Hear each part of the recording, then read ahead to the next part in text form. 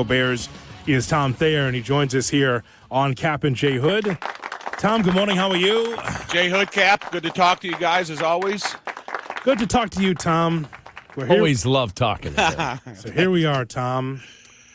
No playoffs. We won through the Bears season. And to me, you tell me if I'm wrong, I just feel like that the Bears, as a team, it was just a missed opportunity. This whole thing, when the story is written about the Bears, we'll look at Caleb Williams and had some really solid numbers as a quarterback. And you had weapons that were relatively healthy, the same weapons that we were all excited about, Rome Odunze and Cole Kmet and DJ Moore. And, you know, we just thought that it would work out better. What disappoints you most about what we just went through? The lack of fast starts throughout the entire season. There was no solution to it. There was no first quarter. We're going to take advantage of what we have. When you talk about all those weapons, we're going to score a couple times and we're going to give our chance for the defense to be a little bit more aggressive in the first half. And yeah, Caleb, he had some heroic performances in the fourth quarter, but it's not about the fourth quarter catch-up. It's about the first quarter dominance. And that lacked the entire season. So some way, shape, or form, they got to figure out how to put all those offensive pieces in place in the first quarter to get yourself onto the scoreboard with more frequency. As you look at this team, and we played some audio, Dan Orlovsky triggers some people, like our friend Phil, who says, "Oh, I don't want to hear any more of that guy." He said, do not get caught up in, you have to get this offensive mind to work just with Caleb because he thinks you need to play a certain style of football here. He said, plus, most of these quarterback gurus, he said, they're not hard asses. You need a hard ass to come into Chicago, fix everything around it, like we heard DeMarcus Walker say. Mike Vrabel, he cleaned up all the bull you-know-what in like one day. Kevin Byard said yesterday, that is the perfect guy. He's exactly what we need. When you're looking at it from your seat, you played for the ultimate hard ass, and Mike Ditka. George Allen wasn't easy. He was tough. What do you think? I don't think necessarily you got to find that offensive guru. Listen, last week at the podium, Kyler Gordon. Last week at the podium, Caleb Williams. At the podium, Ryan Poles. The one word that they all used in common was accountability. And if you're an offensive guy, you're a defensive guy. Ditka was a special teams guy. So was George Allen at the beginning of his career, although he morphed to defense. You got to get these guys that hold the entire roster accountable. There is no charades being pulled. There are no guys that are talking tough and acting weak. It's about making sure that every single guy in that locker room is pulling on that rope in the same direction. And then you have guys there that can, if someone is not living up to the standards, then there's got to be guys up there that have the ability to speak their mind, but it comes from the head coach first. And, you know, when you talk about Ditka, and, there's been a lot of great head coaches since, there's no doubt about it. But he came in on the very first day, said, I got some good news and the bad news. The good news is we're going to go to the Super Bowl and we're going to win a Super Bowl. The bad news is a lot of you guys aren't going to be here. That's the reality that these guys got to face. And then I heard when Wade Phillips got introduced as the head coach of the Dallas Cowboys, he said everybody thought last year's camp was going to be soft, but this year it's going to be camp cupcake. And then you see where that got him fired before the end of the year. Mm-hmm. So when you talk about whomever the coaching search is going to include, it's about that tough guy mentality that you're going to have that filters throughout the entire room. Tom, what is it that Caleb Williams brought to the table that Justin Fields did not? The willingness and the desire to throw the ball and check 1, 2, 3 options. He looked at every one of them, every single passing play. And I think that Justin was more of a guy that looked at his first option, and then the second option was to run. And I do think Caleb, if he ever has the opportunity throughout his career to stay in the same terminology for multiple years, you're going to see his improvement increase each and every year. And I like what I've seen out of Caleb's. I went back and I watched over, every one of his 500 passes that he threw this year. And You see how the sacks interrupted his performance, how some of the pressures interrupted his performance, and sometimes even his lack of throwing the ball to the configuration and the formation of the play. And all those types of things, yeah, you expect them to hinder a rookie throughout that first year. But like I said, if you can get him in the same system for multiple years, we're all going to see the Caleb Williams that we know the Bears have. See, the reason why I asked the question is because just like when Justin Fields was here, I mean, Justin Fields held the ball too long. We get the stopwatch, ready and see that it was sometimes 4 or 5 seconds. But as a rookie quarterback, Caleb Williams was doing some of the same things. You went back and looked at the snaps.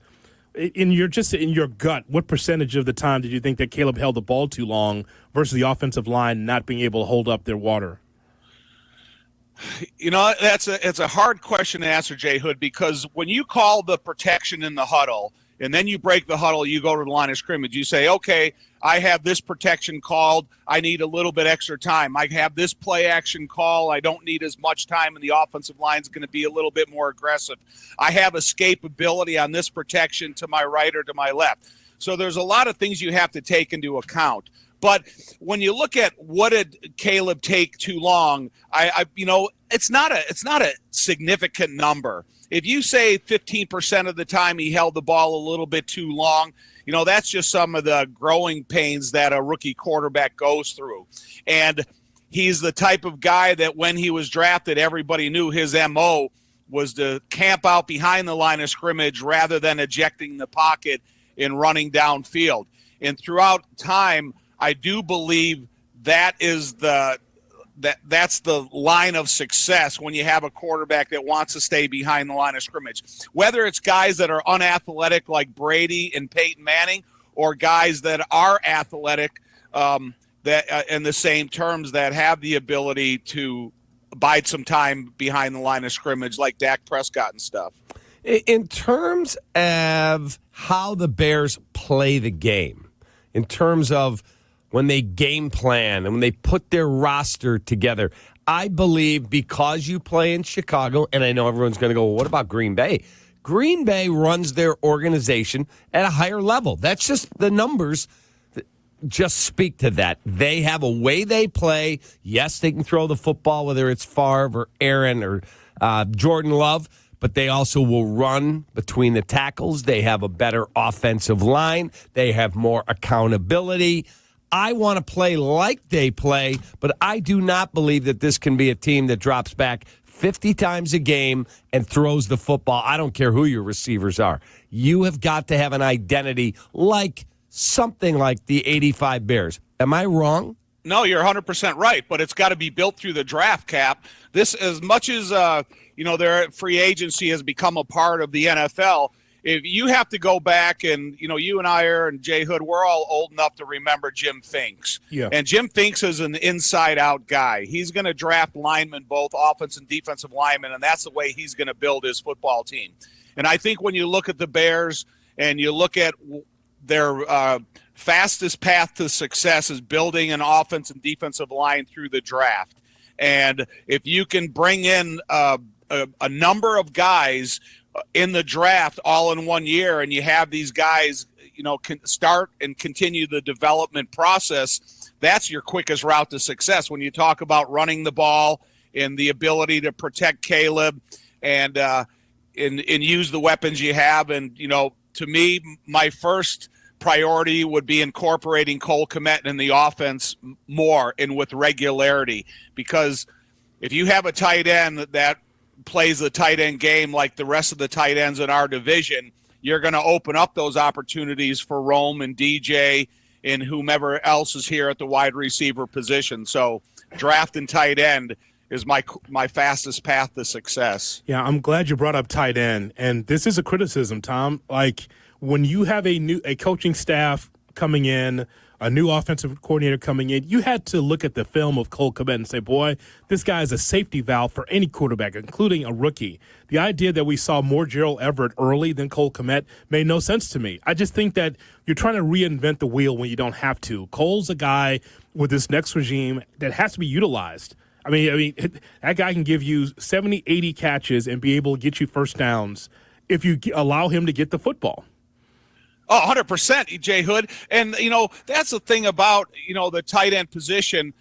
They're a big target that's hard to match up against when you're as big and you have the catch courage that Cole has, because you're not going to match up against the defensive back on him. And he can run away from linebackers, and he still has a big catch radius. So if you want to,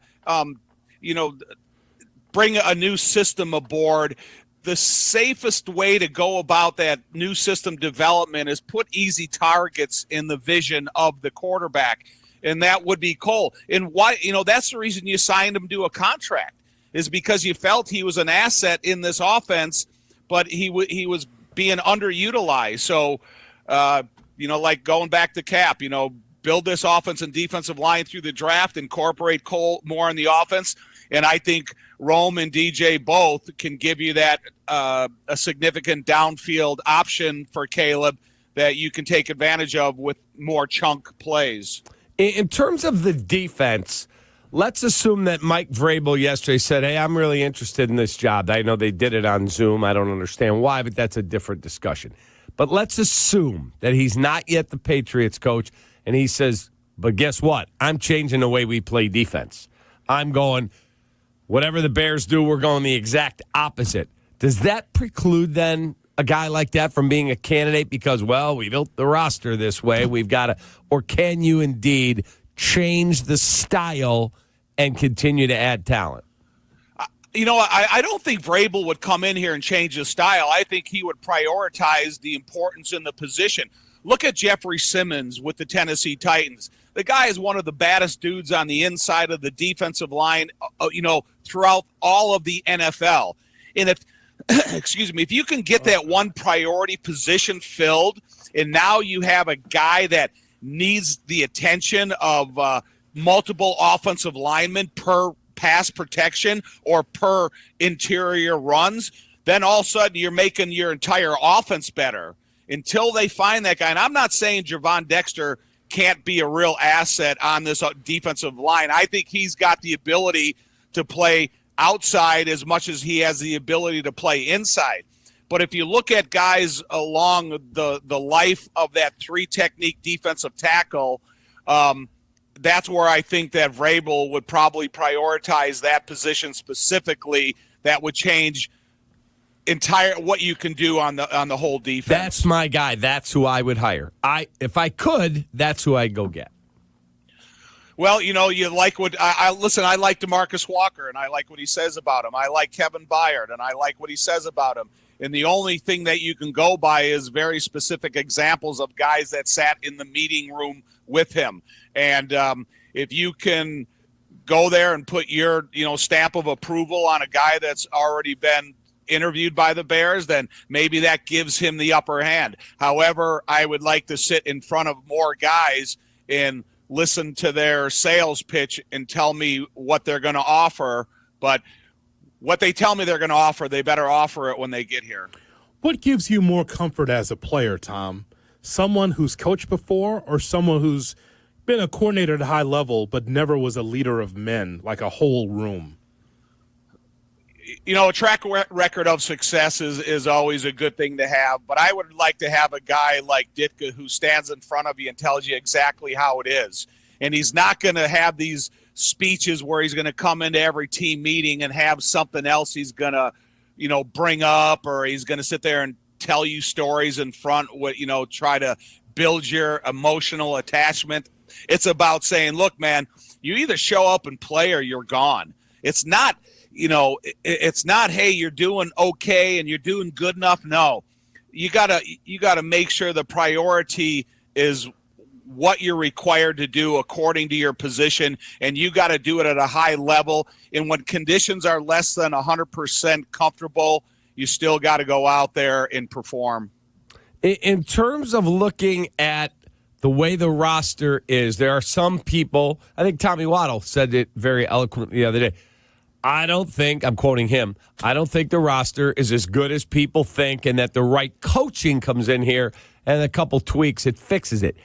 I think the roster's better than Tom does, but I also think I guess this is a shot at Eberflus. There was a lack of accountability in that building, and it festered, and then the Hail Mary ripped it apart, and that was the end of it. Do you think it can turn fairly quickly? I do, but I think I'm more position specific. To me, not to dwell on it, not just because I'm an ex-offensive lineman, but I have to prioritize offense and defensive line. I like the defensive backfield. I like the linebackers. I like the tight end position.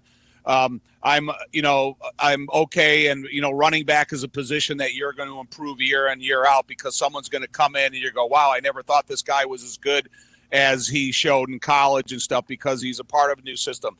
Rome and DJ are legit. And Caleb, I think he's a high-end type of quarterback. But when you think of the deficiencies on this team, whether you want to look at them analytically or performance-based, I do have to prioritize my offense and defensive line. Yeah, because, again, the strength of the team, Tom, is like the offense is there. There's DJ Moore. I don't know if Keenan Allen's back next year. I don't know. But, again, money tells me that it's going to be Rome Odunze and Caleb Williams' team at some point. It's going to be those two. With Cole Kmet, you want to maybe bolster the running game. I mean, I think it was fine for DeAndre Swift, but you want to get you want that thunder and lightning. And because of Roshan's injury, I didn't get that thunder and lightning at the running back position like I wanted. But, I mean, the offensive line and defensive line, you're right, Tom, that's paramount. And that's what Jim Finks did. Tom, you were right in the middle of that. Yeah. Dennis Slick, Ted Albrecht, Jimbo Covert, Mark Bortz, Keith Van Horn, Jay Hilgenberg. Let's just keep throwing. Dan Hampton, Richard Dent, William Perry, Steve McMichael off waivers. He didn't stop. Right. And that's the thing about it, is you can't have too many good offense and defensive linemen. And I think when you have that, those guys, they have that saying, guys that get off the bus first, if all of a sudden that bus pulls up and, Ming is first and Hamp's right behind him, and then there's Richard Dent, you got Mikey Hartenstein coming behind him, and then you have Horn and Bortzy and Jimbo and Jay and myself and, Becker and all these guys, that really gives your team a lot of confidence when you know that you have that group of guys up front that are going to set the tone on the field. Yep. Yeah, but circling back, a lot of those guys you mentioned, including yourself, accountability. And in the passive-aggressive world that we live in, who's going to be able to take the bull by the horns and say, hey, you're screwing up. We're trying to win here. What are you doing? That's a big question. Sorry, Jay Hood. One thing about it is, I need an alpha male. I need a guy that's so alpha that when you walk down the hall and he's walking towards you, you're scared he's going to cut you or tell you got to do something better. Yeah, right. And I'm telling you, I went to Hallis Hall every single day, started every game for 8 years, and I was worried every day I was going to get cut. And it was just the fear of, the fear that Ditka kind of put in you and made sure that every day you walked into that facility that was the most important part of your life for those 6 or 8 hours you're going to be in the building. Totally agree. That's the type of dude we need in there. Not just an elite play caller, and that's what I've been screaming from the mountaintops. I don't care what he coaches. Be the guy that leads everybody.